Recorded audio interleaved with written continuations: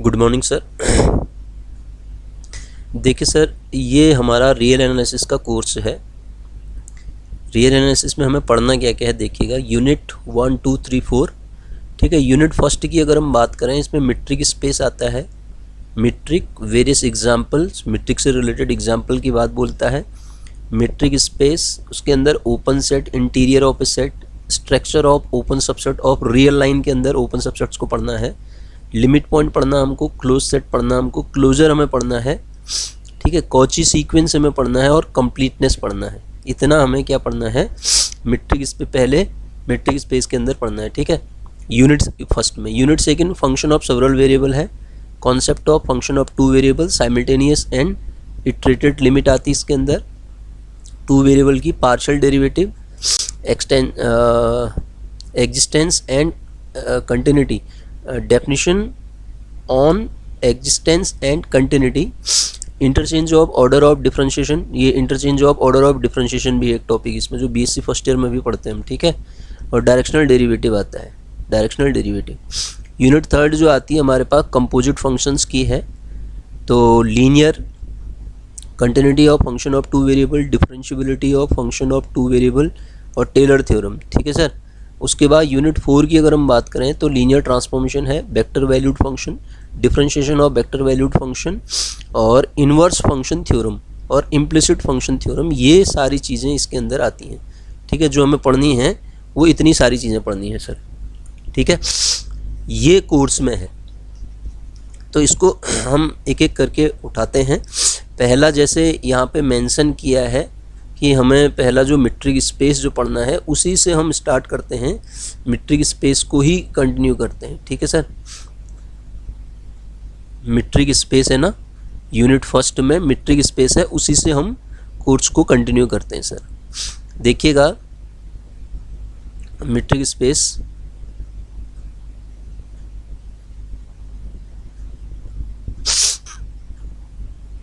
हाँ, तो ये मीट्रिक स्पेस है, ठीक है। डेफिनेशन पढ़ते हैं सबसे पहले मीट्रिक स्पेस की डेफिनेशन। मीट्रिक स्पेस कहते हैं किसे, ठीक है।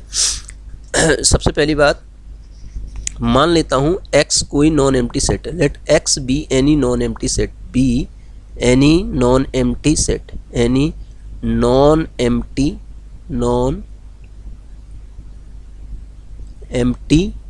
सेट। x कोई नॉन एम्प्टी सेट है, ठीक है। Let we define x cross x as, x cross x define करते हैं हम। किस तरीके से डिफाइन करते हैं? x cross x is equal to x comma y. Ordered pair होते हैं, आप जानते हैं, x कॉमा वाई टाइप के एलिमेंट होते हैं इसमें। सच दैट आपका पहला एलिमेंट भी आपका x का होगा और दूसरा एलिमेंट भी आपका x का होगा। इस बात का ध्यान रहे, क्योंकि आप x क्रॉस x ले रहे हैं, x क्रॉस y थोड़ा ले रहे हैं, ठीक है। तो दोनों x में है। तो अब हम मीट्रिक का मतलब इन जनरल मीट्रिक डिस्टेंस को डिनोट करता है, हाँ, ठीक है। अगर मैं डेफिनेशन डिफाइन करूं, डेफिनेशन लिख भी रहा हूं मैं यहाँ पे, देखिएगा। A real valued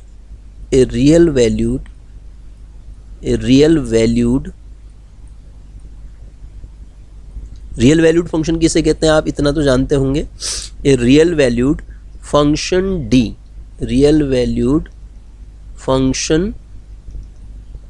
valued function D defined on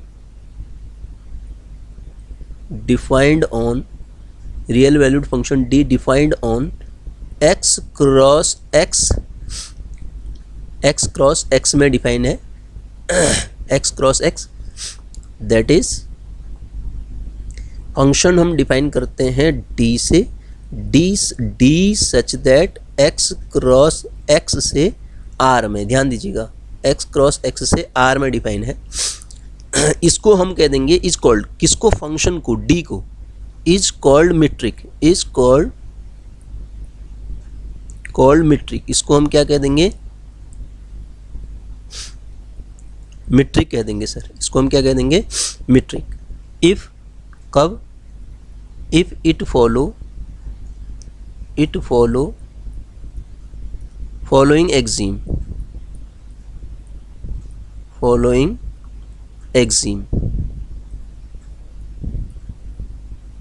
ठीक है सर। वो एक्जिम क्या क्या है देखते हैं। एक्जिम मतलब प्रॉपर्टी भी होता है, हाँ सर। पहली प्रॉपर्टी डिनोट करते हैं हम उसको M1 से, मतलब M1 मतलब मीट्रिक की प्रॉपर्टी नंबर 1। वो कहता है dxy, अभी फिजिकल सिग्निफिकेंस भी बताता हूँ मैं इसका। dxy ग्रेटर इक्वल देन 0 होगा for all x comma y, कोई भी x कॉमा वाई आप x में से उठाते हैं, dxy ग्रेटर इक्वल देन 0 होगा। This is my first property.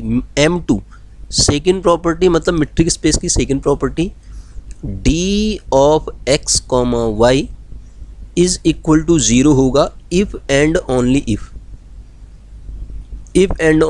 x is equal to y, x is equal to Y.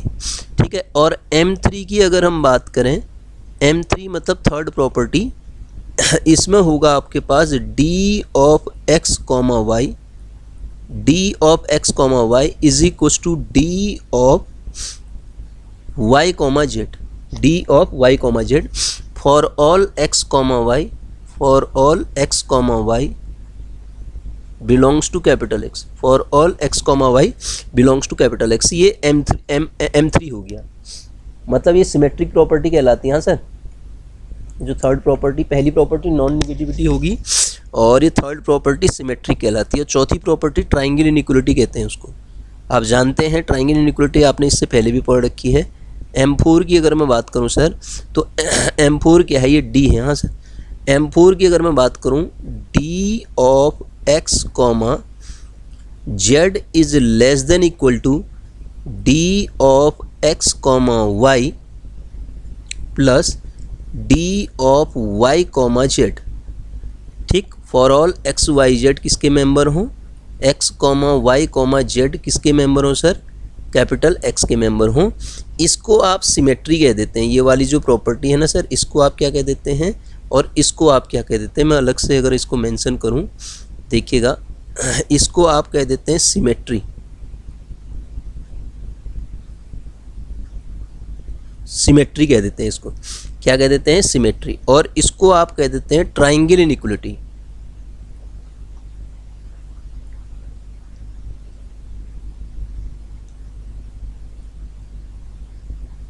Triangle inequality.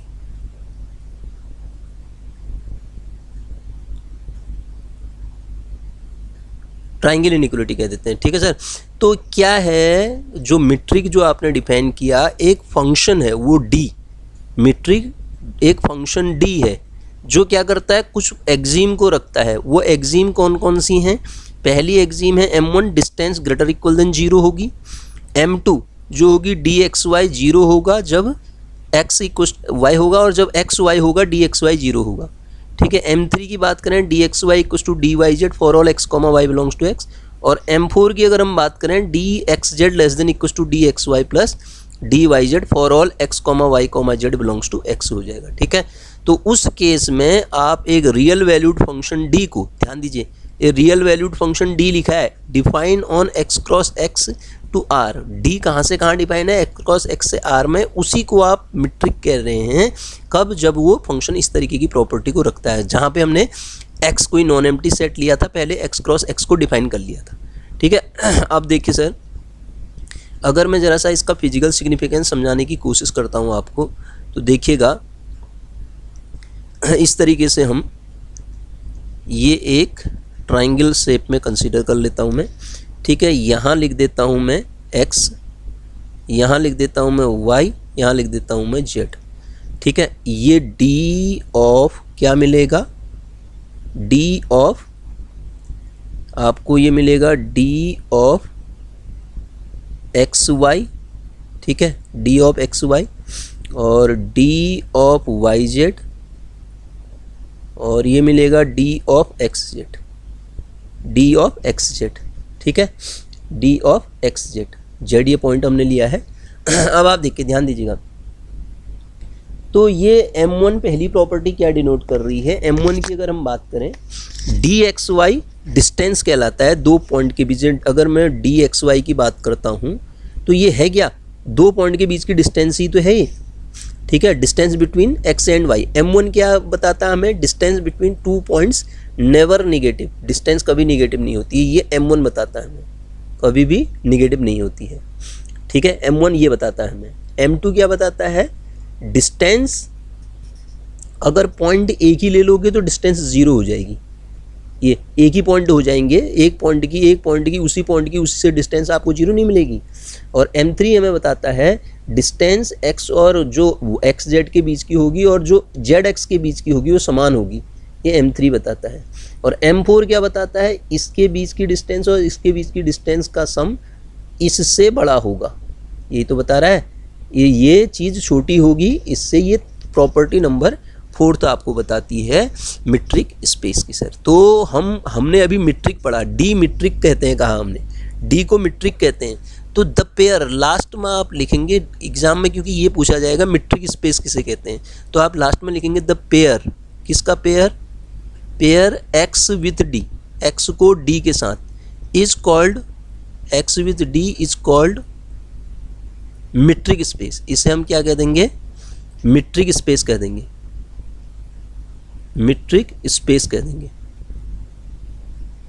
Metric space कह देंगे। ठीक है, the pair x D is called metric space, इसको हम क्या कह देंगे, मीट्रिक स्पेस कह देंगे। क्लियर है सर।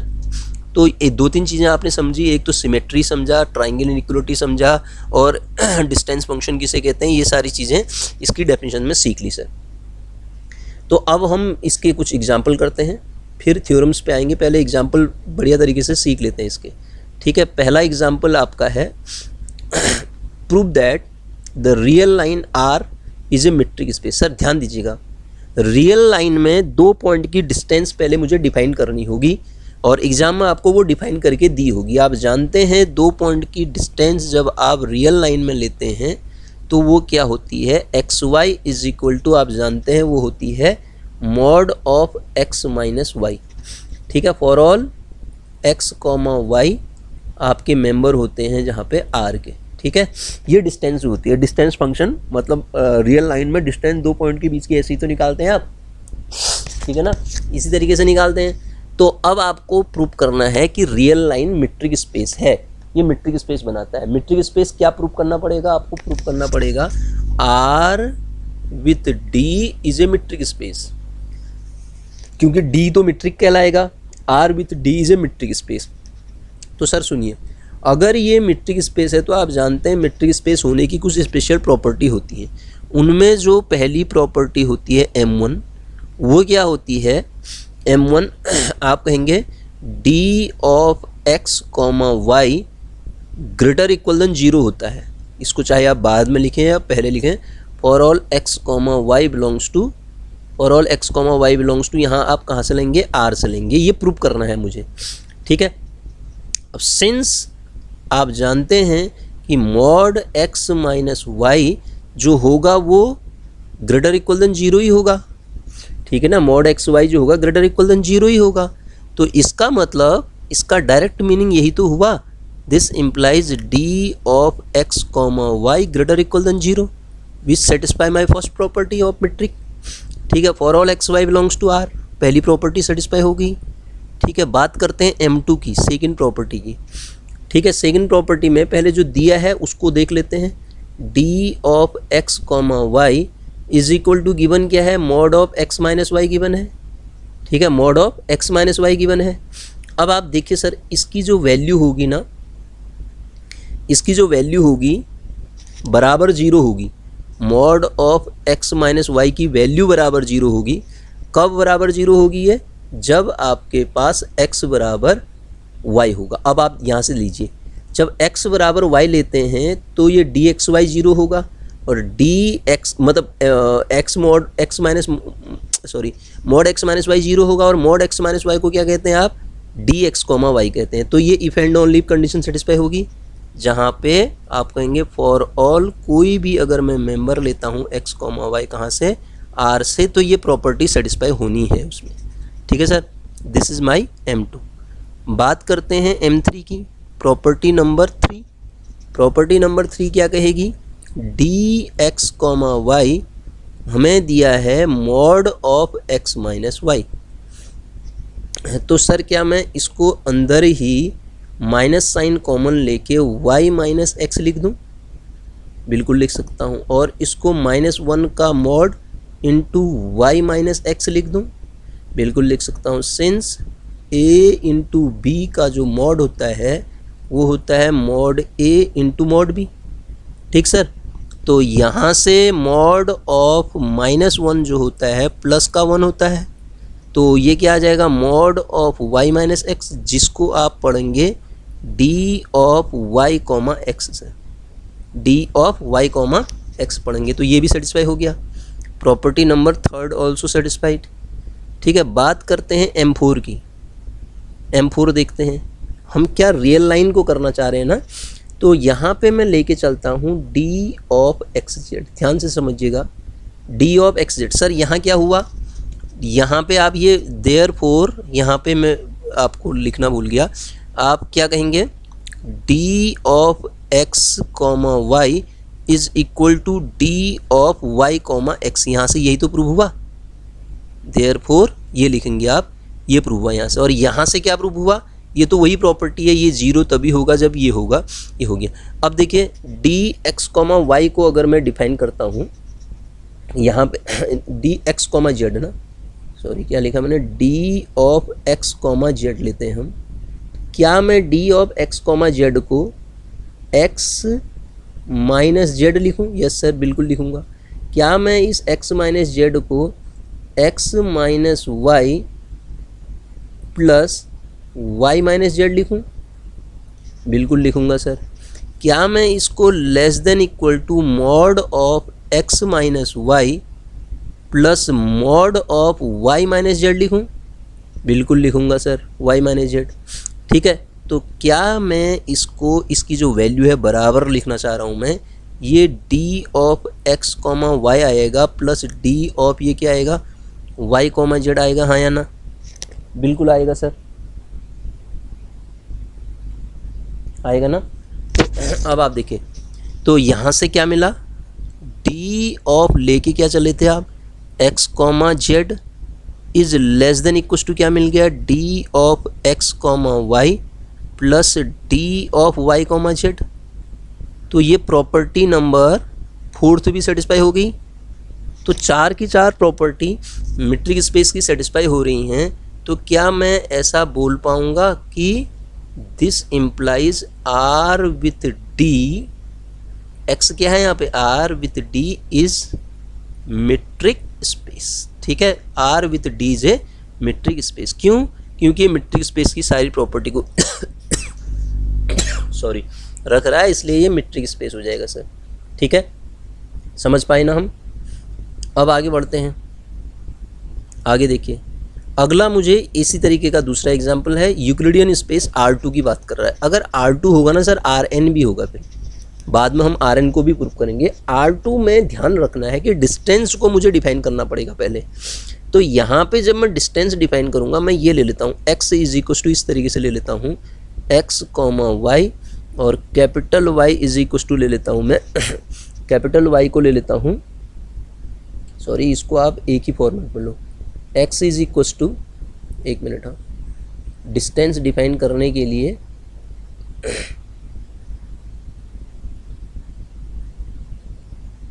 जी सर, डिस्टेंस डिफाइन करने के लिए पहले हम x लेते हैं। Let x is equal to x1 x2, क्या लेते हैं? x1 comma x2। ठीक है, और दूसरा हम ले लेते हैं y is equal to y1 comma y2, y1 comma y2, x ये है, y ये है। ठीक है, दो एलिमेंट हैं किसके? R2 के, दो ये मेंबर हैं, R स्क्वायर के ये दो मेंबर हैं। क्लियर है बात? अब ये R स्क्वायर के मेंबर हैं, तो इसमें आप मीट्रिक को पहले डिफाइन कर दो। d of x comma y जो मीट्रिक होगा वो किस तरीके से हम डिफाइन करेंगे? मीट्रिक जो होगा वो हम इस तरीके से डिफाइन करेंगे, this metric is equal to x1 minus y1 का square plus x2 minus y2 का स्क्वायर, ये डिस्टेंस होगी। ठीक है, बस डिस्टेंस हमने डिफाइन कर दी। आधा काम हमारा हो गया। अब हम एक एक करके इसकी मीट्रिक स्पेस की चारों प्रॉपर्टी को सेटिस्फाई करने की कोशिश करते हैं। ध्यान से देखिएगा, M1 पहली प्रॉपर्टी लेके चलता हूँ मैं।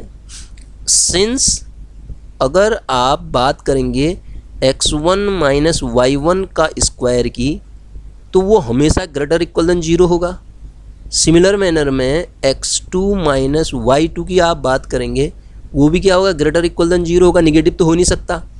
तो इसका डायरेक्ट मीनिंग ये नहीं हुआ d of x comma y जो होगा this is always greater equal than 0।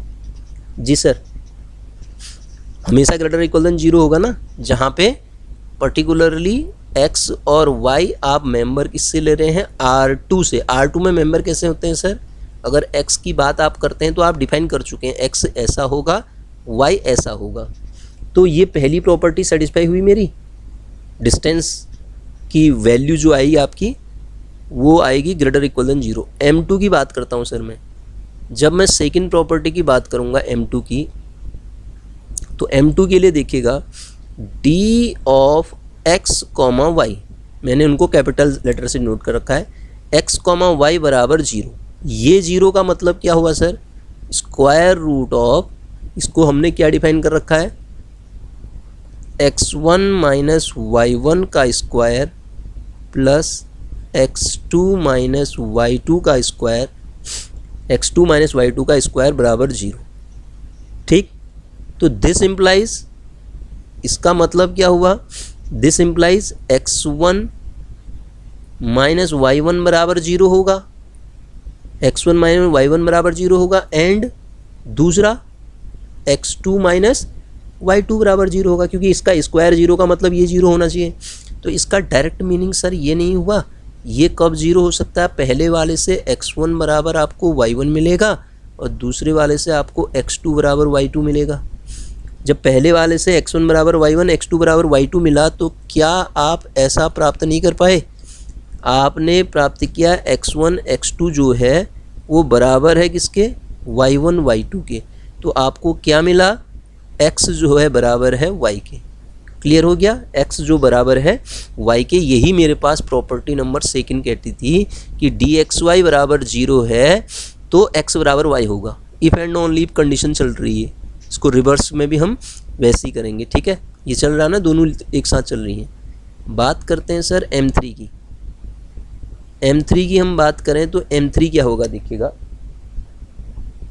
M3 की अगर हम बात करें, M3 को देखें, M3 property number third, d of x comma y, d of x comma y, ये जो है आपके पास प्रॉपर्टी थर्ड क्या कहती थी, dxy बराबर dyx ना।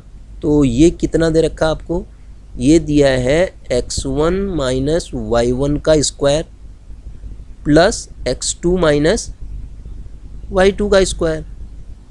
तो क्या मैं इसको ऐसा नहीं लिख सकता हूँ, इसको मैं y1 माइनस x1 का भी स्क्वायर कर सकता हूँ प्लस यहाँ से y2 माइनस x2 का स्क्वायर कर सकता हूँ ना, बिल्कुल, क्योंकि स्क्वायर में से माइनस साइन कॉमन लोगे बाहर तो उससे कुछ फ़र्क पड़ना नहीं है।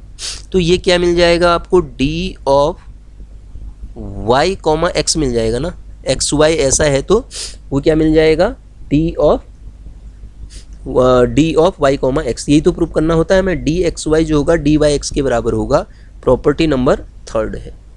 ठीक है, M4 जरा सा इसमें ध्यान दीजिएगा, जरा सा M4 में हमें इसमें काम करना पड़ेगा। M4 की मैं बात करता हूँ तो M4 को देखिए सर, प्रॉपर्टी नंबर 4। M4 अगर हम देखें, हम लेते हैं x बराबर लिया ही है ऊपर, x1 कॉमा y1 लिया है हमने, और y बराबर क्या लिया है हमने, x1 कॉमा x2 लिया है ना। देखिए ऊपर देखिए x1 कॉमा x2 लिया है, बिल्कुल।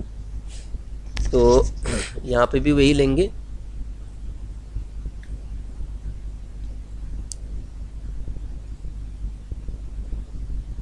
ध्यान दीजिएगा।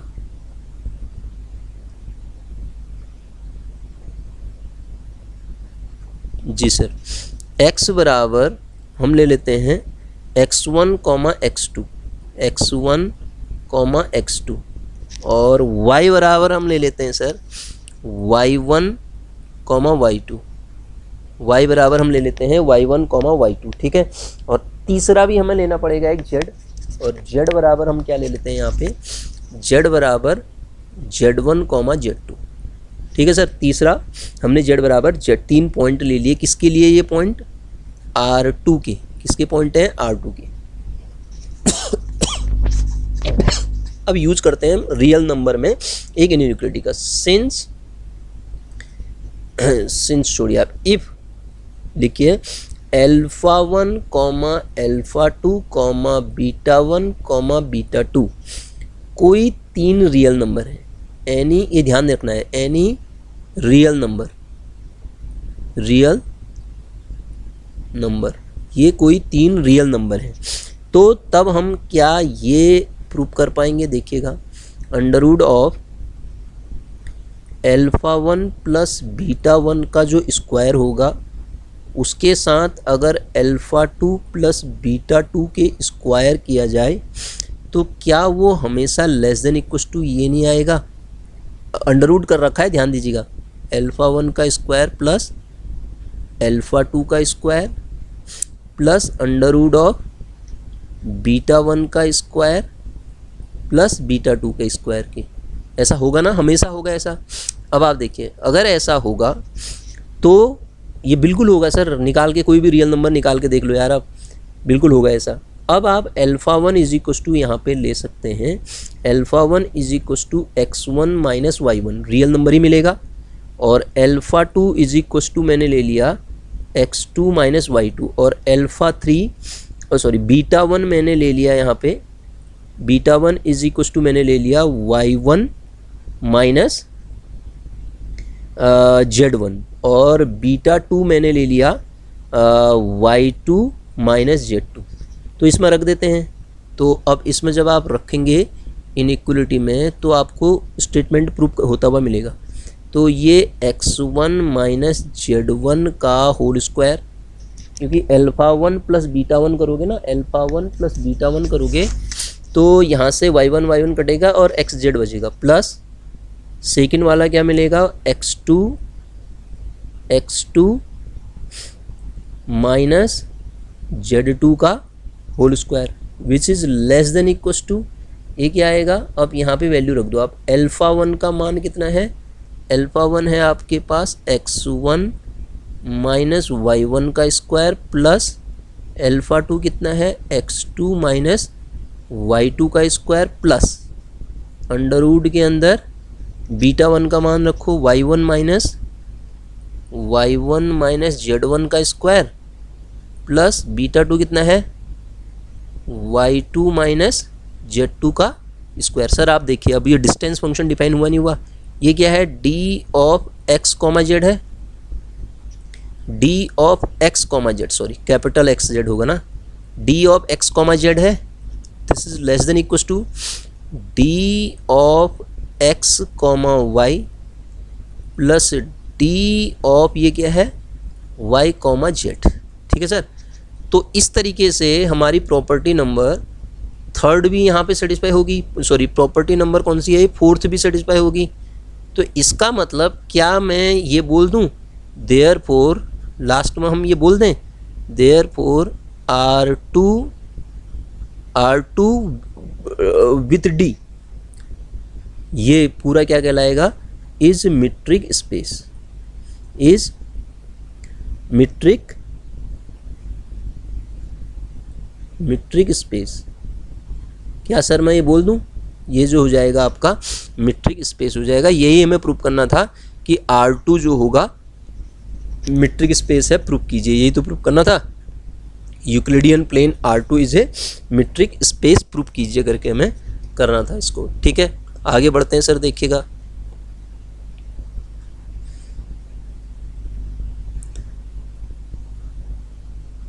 जी सर। अगला आता है डिस्क्रीट मीट्रिक स्पेस। पहले तो डिस्क्रीट मीट्रिक स्पेस होता क्या है, डेफिनेशन डिफाइन करते हैं हम। डिस्क्रीट की अगर हम बात करें ना, डेफिनेशन भी डिफाइन करने के लिए आती है सर, ध्यान दीजिए।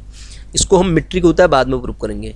एक्स कोई नॉन एम्प्टी सेट है डी कोई फंक्शन डिफाइन है, इस तरीके से डिफाइन है कि डी एक्स वाई रखें 0 आ जाए जब एक्स बराबर वाई करो, और जब एक्स बराबर वाई ना हो तो 1 आ जाए।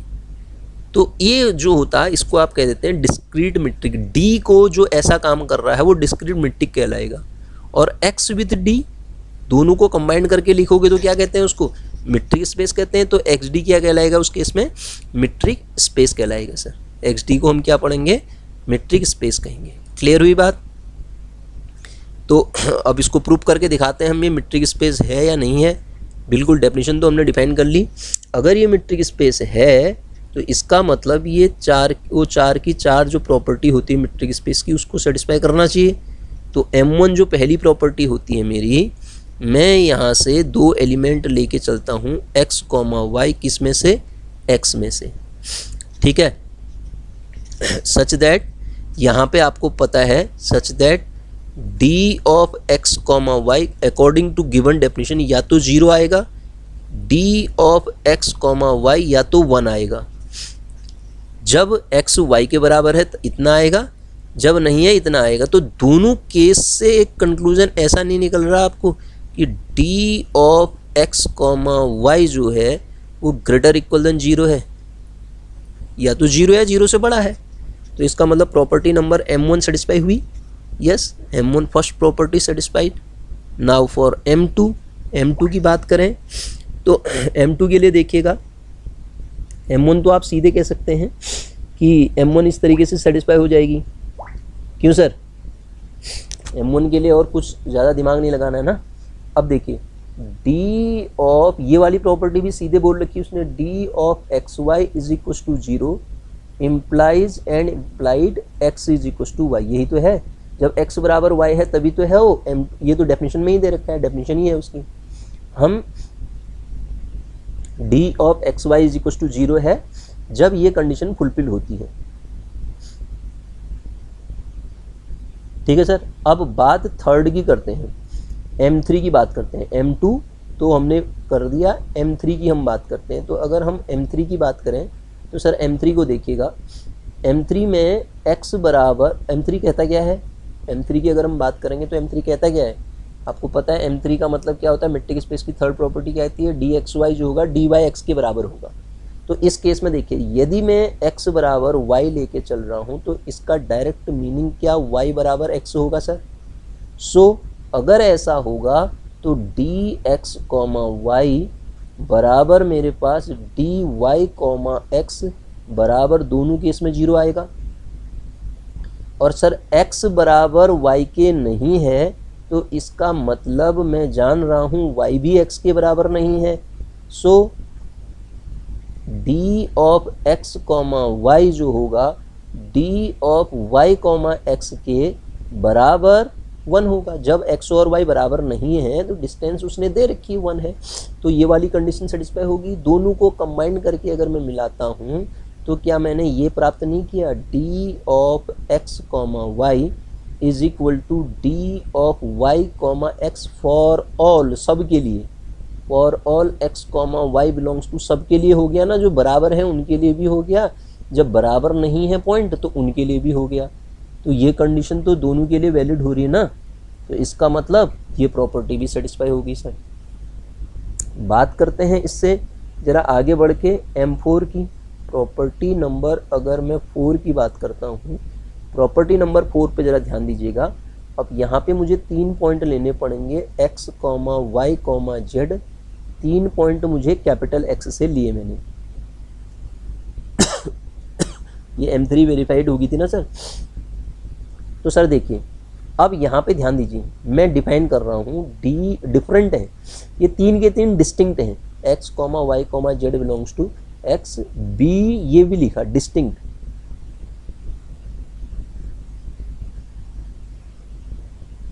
डिस्टिंक्ट अगर डिस्टिंक्ट हैं तो सर बताओ मुझे, डी एक्स वाई कहें तो 1 आएगा, डी वाई जेड कहें तो 1 आएगा, डी एक्स जेड कहें तो भी 1 आएगा, क्योंकि डिस्टिंक्ट पॉइंट होने पर वो कह देता है खुद डेफिनेशन कि 1 ही आना है सर।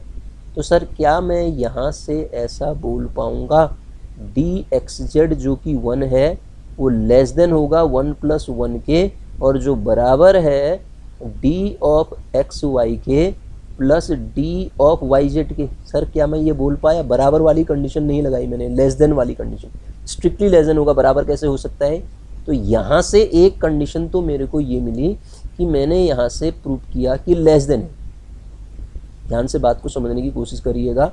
यहाँ से मैंने प्रूव किया है लेस देन है ये, क्योंकि ये भी 1 था, वो 1 1 जोड़ा तो वो कहानी आपको मिली कि वो लेस देन बताया उसने।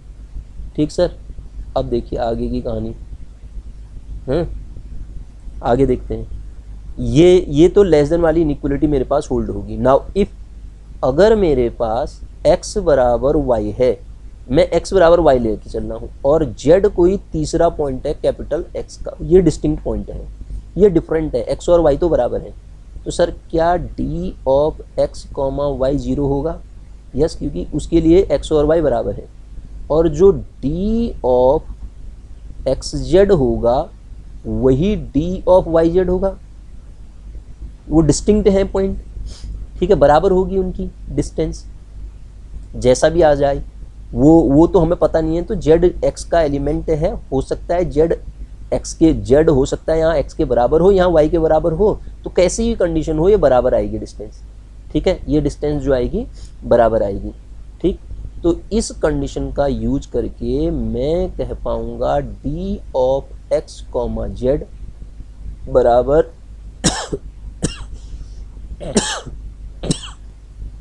d ऑफ x, z बराबर d of x, y plus d of x, z d of y, z is equal to मैं कह पाऊंगा d ऑफ y, x, क्योंकि ये तो 0 आना है ना sir, d of x, z इसी को लिखा है, ये इसी लाइन को लिखा है नीचे, क्योंकि एक 0 है उसमें, आप ध्यान से समझिएगा। ये वाली वैल्यू यहाँ 0 है, ये वाली वैल्यू यहाँ 0 है, dxy dy/x के बराबर होता है। तो यही चीज़ तो लिखी है, xz और xz ही तो लिखा है यहाँ पे, समझ रहे हैं आप? ये yz लिखना पड़ेगा ना मुझे, yz। ठीक है, तो ये आपके पास xz लिखा है, तो वो उससे कोई फर्क नहीं पड़ता, एक तो 0 है ही। आपको लग रहा होगा 2 कैसे जुड़ गए, वो ऊपर वाली ही प्रॉपर्टी है सर। तो ये मिल गया। तो यहाँ से क्या मैं ये बोल पाया, d ऑफ x, y जो कि 0 के बराबर है, वो लेस देन इक्वल टू होगा d of x, z plus d of z, y के। बिल्कुल होगा। तो ये वाली कंडीशन सेटिस्फाई होगी सर 0 वाली कंडीशन से। यहाँ लेस देन था, स्ट्रिक्टली यहाँ लेस देन इक्वल टू भी हो गया। ये दोनों को अगर आप कंबाइन करते हैं, मिला के लिखते हैं, तो आपको ये कंडीशन मिल जाएगी। तो सर क्या आप ये बोल पाएंगे? तो x with d is a metric, sorry metric space, this metric space is known as, क्या कहलाएगा ये? Discrete metric space. इस मीट्रिक स्पेस को हम क्या पढ़ेंगे? डिस्क्रीट मीट्रिक स्पेस पढ़ेंगे सर। ठीक है, बात समझ में आ रही है आपकी? इसको हम पढ़ेंगे डिस्क्रीट मीट्रिक स्पेस। आगे बढ़ते हैं सर, अगला क्वेश्चन लेते हैं। अगला क्वेश्चन हमसे क्या कहता है? अरे ये नहीं, ये भी नहीं, इस क्वेश्चन की हम बात करते हैं। ये क्या कह रहा है देखते हैं। ठीक है, क्वेश्चन कहता है c दे रखा आपको, c 0,1 मतलब कंटिन्यूस रियल वैल्यूड फंक्शन होंगे ये। उसके अंदर वो सारे फंक्शन है 0 1 से r में डिफाइन है, continuous on closed interval 0 to 1। Then c 0 to 1 is a metric space with respect to metric d। c 0 1 metric space होगा with respect to metric define as इतना, ये होगा। ठीक है, और dfg, जहाँ पे dfg डिफाइन कर रखा है supremum of this mod fx minus gx for all x belongs to इतना, और जहाँ पे f, g बिलोंग्स टू इतना, ये दिया है। आपको प्रूव करना है कि ये जो मीट्रिक है ये metric with respect to d ये डिफाइन कर दिया, d ऐसा दे दिया, और मीट्रिक आपको डिफाइन करके दे दिया ये d। तो आपसे प्रूव करवा रहा है कि प्रूव करो कि ये मीट्रिक स्पेस बनाएगा। तो कोशिश करते हैं बनाने की, बन जाए तो बहुत ही बढ़िया, नहीं बनेगा तो छोड़ देंगे फिर, और क्या हो सकता है। ठीक है, देखिए हम बात करते हैं एक एक करके इसकी। हमें डिस्टेंस डिफाइन करके दे रखा है, तो first property, second property, third property एक एक करके बात करनी पड़ेगी हमें। पहली बात तो देखिएगा, m1 अगर मैं देना चाहूँ, m1 ठीक है।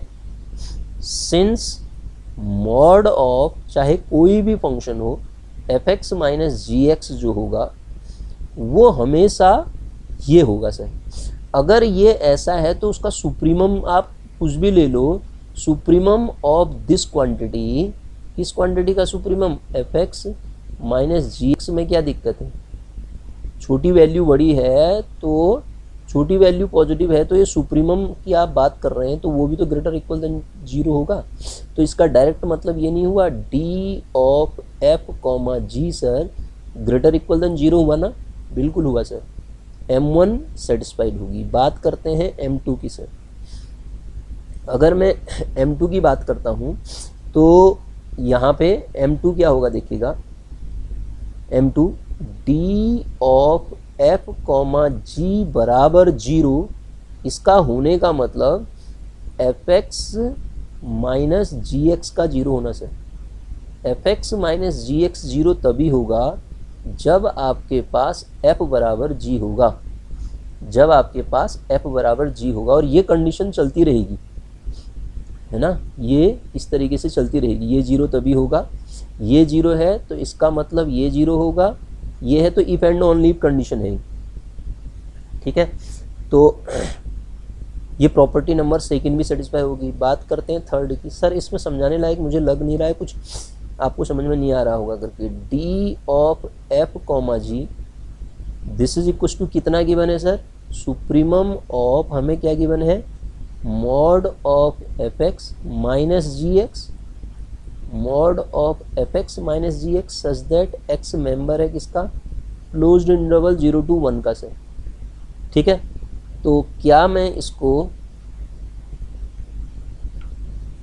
क्लोज्ड इंटरवल 0 to 1 का, ठीक है सर, क्या मैं इसको सुप्रीमम ऑफ ये लिख दूं, मॉड के अंदर ही माइनस करके g x minus f x कर देता हूँ और फिर मॉड लगा देता हूँ such that x belongs to closed interval 0 to 1, तो कोई दिक्कत है सर, नहीं है।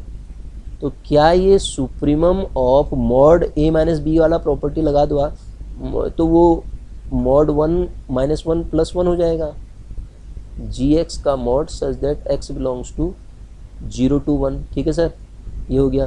तो क्या सर ये चीज़ जो मिली आपको d of g comma f मिला, d of f comma g जो मिला d of g comma f के बराबर मिल गया, ठीक हो गया, डी कॉमा ये मिल गया।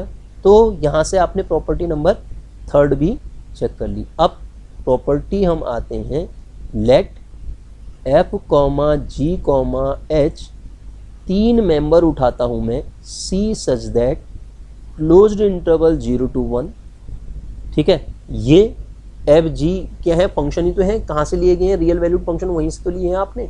तो अब इसके लिए ध्यान देना है, प्रॉपर्टी जो अगली वाली है वो जो ट्राइंगल इनइक्वालिटी की बात करते हैं, थर्ड वाली तक तो हो गया। ये क्या मिला सर, डी एफ जी जो मिला आपको डी जी एफ के बराबर मिल गया।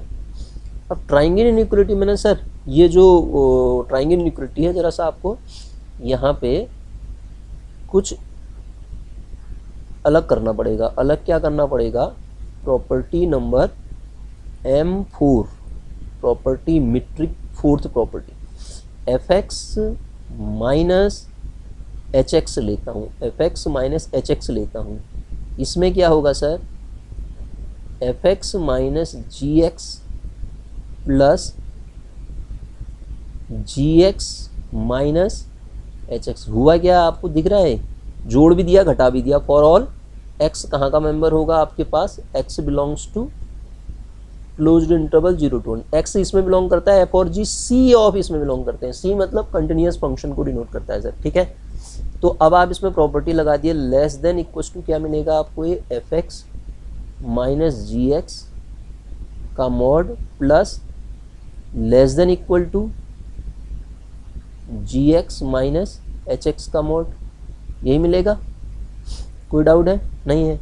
और सर ध्यान दीजिएगा, अगर इनकी सुप्रीमम की मैं बात करता हूँ, ये वैल्यू बड़ी है तो इनकी सुप्रीमम इसकी F x minus g x का मॉड प्लस है, ये लेस देन इक्वल टू यहाँ पे लगा तो दिया, ठीक है, प्लस प्लस सुप्रीमम ऑफ क्या, mod of g x minus h x such that x belongs to 0 to 1, ठीक, x बिलोंग्स टू 0 to 1 ये होगा। तो सर क्या इससे आपने क्या प्राप्त किया, यहाँ से ये प्राप्त किया, ये जो वैल्यू होगी ना F x minus h x हमेशा इस कंडीशन को रखेगी। अब यहाँ पे आप सुप्रीमम ले भी लेते हैं, अगर ये ऐसा था तो इसका सुप्रीमम ले लो आप, कोई दिक्कत नहीं, तब भी यहाँ पे 2 बार 3 बार सुप्रीमम लेने की ज़रूरत नहीं है, एक बार ले लिया आपने, ठीक है। तो ये क्या मिल जाएगा मुझे, d of f comma h is less than equals to d of f comma g और plus d of g comma h के बराबर मिल जाएगा सर। तो क्या यही मेरी ट्राइंगल इनइक्वालिटी थी? Yes sir. तो इसका मतलब डी इज मीट्रिक। डी क्या होगा, जो डी है, डी